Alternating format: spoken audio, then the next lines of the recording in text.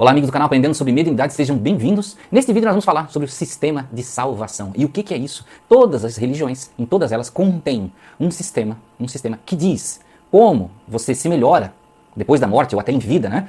Como você é salvo ou não é salvo, como você é aceito ou não é aceito por Deus, ou até deuses, né? As religiões mais antigas, aí, as crenças mais antigas ou mitológicas, né? Então vejam que em tudo sempre há um sistema de aceitação e de salvação, onde haverão os eleitos, os pecadores, aqueles que progrediram, que evoluíram e aqueles que estão atrasados. Então existem diversos sistemas. Um dos mais conhecidos são aqueles cristãos, né? São aqueles do Deus único que a gente conhece, que você precisa ser salvo, né? do pecado para você ir para o céu. Só que vejam que este tipo de salvação coloca você com um ponto final. Né? Quando você chega no céu, então você está salvo. E essa posição é irrevogável. Como que você vai chegar em um lugar e você simplesmente vai estar em um status de sentimento que você não vai cometer mais erros? Então vejam que é uma forma de ideia. Eu não estou dizendo que as pessoas que pensam assim estão erradas. Cada um está no seu patamar de entendimento, na sua cultura religiosa. Porque religião também é cultura. As religiões, fatalmente, são influenciadas pela sua geografia, pelo lugar onde elas nascem, pelas pessoas que a cultivam. Então a religião, ela é contaminada pelos costumes e ela é incentivada pela cultura. Então os elementos meio que se misturam. Tá? Então vejam que existem diferentes tipos de religiões e cada uma tem o seu aspecto da salvação. Nas religiões mais orientais, não se fala tanto do salvar-se. Não se fala tanto de você ir para um lugar onde você vai chegar a um status de salvo e daí para diante você não precisa fazer mais nada. Geralmente nas religiões orientais fala-se de evolução, de crescimento, de entendimento, de você galgar uma evolução mental, espiritual. E tudo isso é muito parecido, né? As religiões orientais são um pouco mais nesse ponto parecido com a doutrina espírita, porque falam da evolução do espírito. E não você chegar num lugar, num momento que você vai ficar na contemplação infinita, que você não vai sair mais daquele estado de contemplação. Você não vai mais sofrer, você não vai mais trabalhar, você não vai fazer mais nada. Você vai estar no paraíso. Então você não precisa ser nada nem ninguém. Então vejam que são situações diferentes. Na doutrina espírita, o que a doutrina espírita pega da religião ocidental?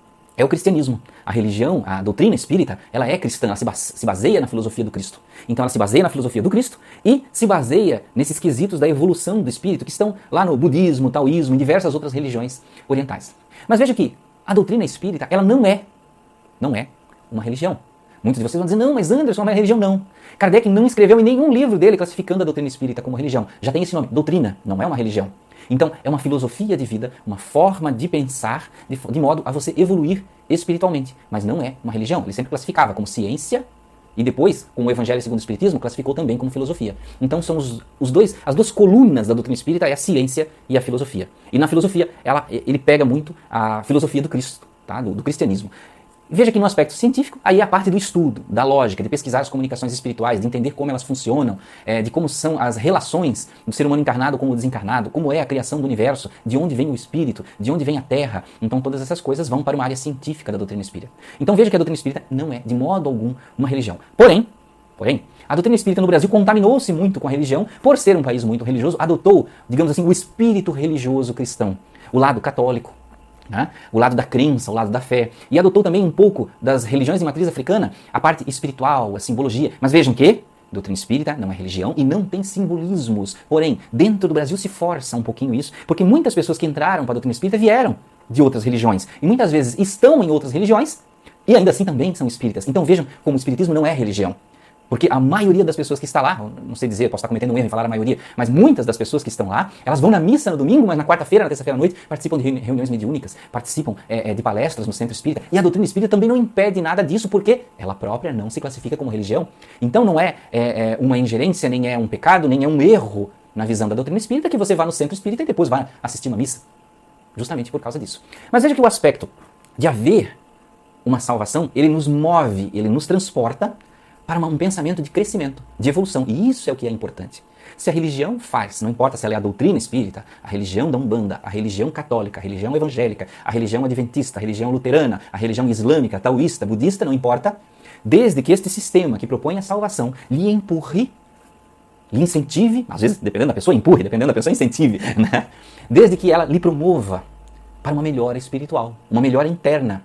E essa melhora interna tem que ser, como o nome já diz, na interna tem que ser de pensamento. Porque o pensamento aí vai mudar as ações. Porque a salvação, ela não pode ser vendida. Você não pode comprar ela como indulgência. Você não pode comprar ela como um objeto. Então, por exemplo, eu vou vender aqui, olha, esse aqui é o elástico da fé. E se você comprar esse elástico da fé, você vai ser salvo. Né? Um elástico muito poderoso.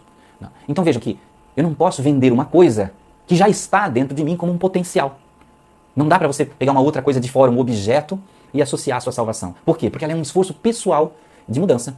Então, quando você se melhora por dentro, quando você melhora a sua mente, quando você pensa em ajudar as pessoas, quando você pensa e ajuda materialmente, pratica caridade, e a caridade, gente, ela tem um espectro de entendimento muito grande, porque ela vai desde um bom dia, desde um muito obrigado, desde um abraço, um conselho para um amigo, uma conversa com um amigo para ajudar ele em alguma coisa, até, claro, caridade material, de você doar uma cesta básica, doar alimentos, materiais, ajudar uma pessoa a conseguir um emprego. Então, a caridade ela tem muitos aspectos. Então, vejam que a salvação, ela não consiste em algo de promover e eleger você para um patamar diferenciado, de forma que isso não vai ter mais volta. E não basta você estar em um grupo para estar salvo. Então, quando diz assim, olha, se você está no grupo deste, ou daquele outro, desta ou daquela religião, você automaticamente está salvo. Como assim? Então basta você comprar uma carteirinha? Basta você assumir que está num grupo e aí estou salvo? Não, isso não existe. Não existe um povo de Deus eleito. Existem muitos povos e todos eles são de Deus, porque todos eles partem da mesma criação. Se existisse um povo de Deus e um não de Deus, então entenderíamos que Deus não criou tudo na Terra. E se existe outro povo que não é de Deus, ele é de quem? Então existem outros deuses com potencial de criação? Não existem, né? Existe Deus, um Deus só, pelo que a gente entende, né? E esse Deus é o Deus que criou todo mundo. Então não tem povo preferido, não tem religião preferida, não tem pessoa especial. Todos nós concorremos para a mesma salvação, que não é única por estar num grupo, não vai ser oferecida por você alcançar, digamos assim, um feito, um único feito. É por você se desenvolver. E se nós juntarmos as duas coisas, se nós pegarmos lá o lado cristão, né? Se nós pegarmos as religiões orientais, vamos ver que na verdade todas vão se fundir em uma coisa só, em um único entendimento. Se nós pegarmos a parte filosófica pura, eu não estou falando de costumes antigos, porque isso não nos promove, isso não nos ajuda nas nossas ideias, né? Então não adianta você pegar uma lei lá do tempo de Moisés, olha, o homem deve deixar crescer a barba, a mulher deve deixar crescer o cabelo, isso aí não salva ninguém, porque isso é material, e o material fica na carne. Então vejam que são mais leis sociais, leis do momento, do que realmente algo espiritual, que vai promover você. Então quando você desencarnar, você vai em espírito, com as suas ideias e com os méritos daquilo que você fez em vida, de quem você ajudou, de quem você auxiliou, daquilo, do bem que você praticou.